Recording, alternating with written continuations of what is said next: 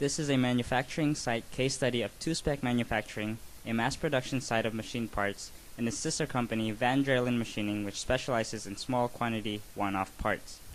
drielen Machining is equipped with two Moriseki CNC mills, a CNC lathe and a large chalk lathe, and they are also equipped with two Bridgeport mills modified for micro-machining with a microscope, and very small collets for small diameter end mills.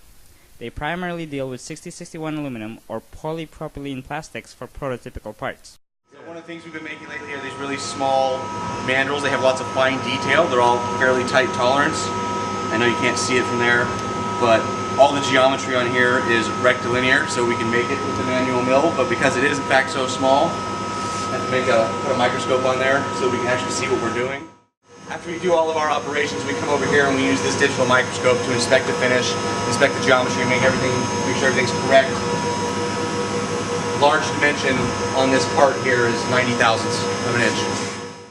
Two-spec manufacturing is equipped with three Fadal CNC mills with a work envelope of 22 by 16 by 20 inches. So the other side of the shop kind of specializes in doing one-off parts or very low numbers. This side specializes more in making lots of something. And we predominantly do test fixture design and test fixture manufacturing over here. And if you notice inside all the mills, all the setup plates, they're all basically the same because they're making the same family of parts. For large parts, they also have a single CNC mill with a work envelope of 40 by 20 by 28 inches. When manufacturing parts, a 3D model is often used. CAM software uses that model to create G-code, which is a series of geometrical coordinates that determine the tool path. A setup jig is prepared for repeatability when placing the stock material in the vise. Notice the reference point at the top left corner of the stock. Typically, the first process is facing, which results in a clean and even work surface.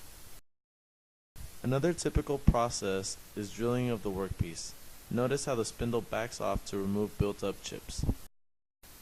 Pocket milling is the process of creating a shallow cavity in a workpiece.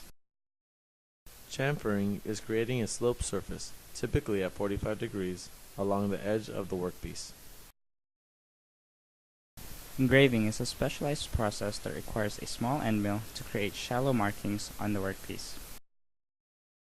Because each process requires a different tool, the machine is equipped with an automatic tool changer.